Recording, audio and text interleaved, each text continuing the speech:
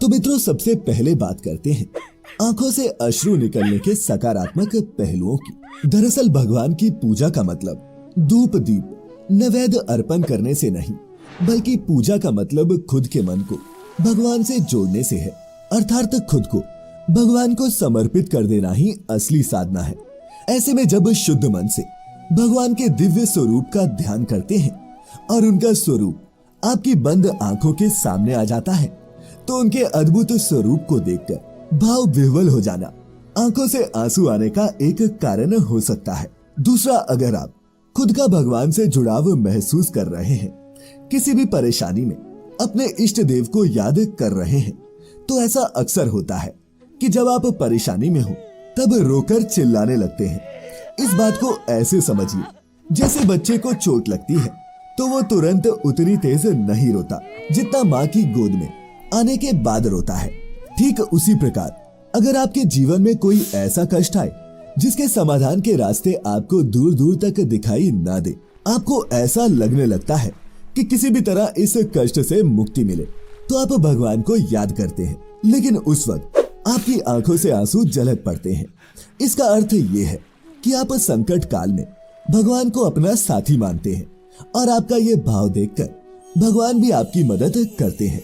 मित्रों, पूजा अर्चना के समय अश्रु निकलने के कई और भी कारण हैं, जिनमें से एक ऐसा भी है जिसे समझने के लिए आपको मंदिर निर्माण की प्रक्रिया को समझना होगा। दरअसल किसी भी मंदिर का जब निर्माण किया जाता है तो अक्सर आपने देखा होगा कि मुख्य मूर्ति यानी कि जिस भगवान का वो मंदिर होता है, उनकी स्थापना उस मंदिर परिसर की भूमि के बीचों बीच की जाती है।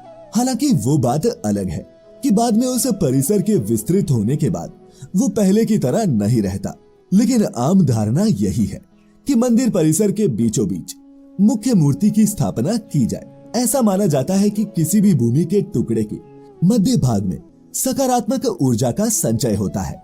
जब मंत्रों द्वारा रोजाना पूजा पाठ होता है तो मूर्तियों में काफी मात्रा में सकारात्मक ऊर्जा संचित होती है। इसीलिए जब कोई मंदिर जाता है तो उसकी नकारात्मक ऊर्जा यानी कि नेगेटिव एनर्जी बाहर आने लगती है, और नकारात्मक ऊर्जा के बाहर आने का एक तरीका रोना भी होता है।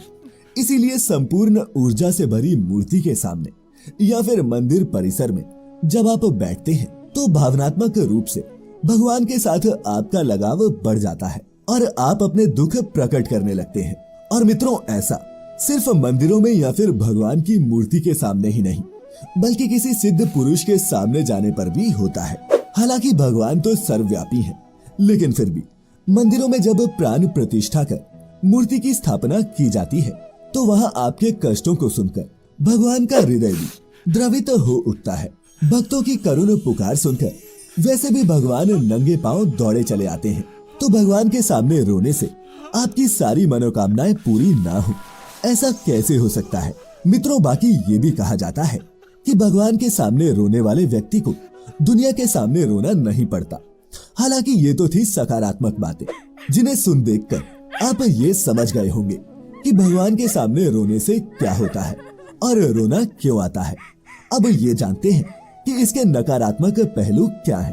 तो अक्सर आपने भी लोगों को देखा होगा कि मनुष्य भगवान के सामने किसी न किसी चीज का रोना रोते रहते हैं। इसे असल में रोना नहीं, बल्कि इसे इस प्रकार समझिए कि लगातार लोग भगवान से ये मांग करते हैं कि भगवान ऐसा कर दो तो मैं आपकी ऐसे सेवा करूंगा, या फिर मेरी नौकरी लग गई, बेटी की शादी हो गई और घर में सुख समृद्धि आ गई तो आपको 56 भोग लगाऊंगा। और अपनी इन मांगों को कहते वक्त कुछ भक्त रोने भी लगते हैं, जिससे भगवान उनकी करुण पुकार सुन ले।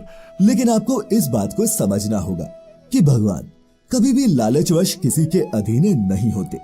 भगवान किसी वस्तु, मोदक, 56 भोग या फिर तरह तरह के प्रसाद के भूखे नहीं है, बल्कि उन्हें तो भक्त के भाव से ही मतलब होता है।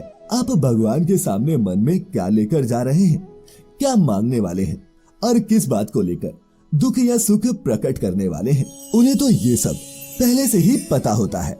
फिर आपकी ओर से दी जाने वाली भेंट, जो उनके लिए एक तुच्छ वस्तु के समान है, उसके लिए वो आपकी मनोकामना पूरी कैसे कर सकते हैं। इसीलिए मित्रों, ऐसा ना समझे कि मन में लालच लेकर अगर आप भगवान के सामने जाएंगे और आंखों में आंसू भरकर ये सोचेंगे कि ऐसा करने से भगवान प्रसन्न होते हैं, तो ऐसी भूल ना करें, क्योंकि भगवान तो अंतर्यामी हैं।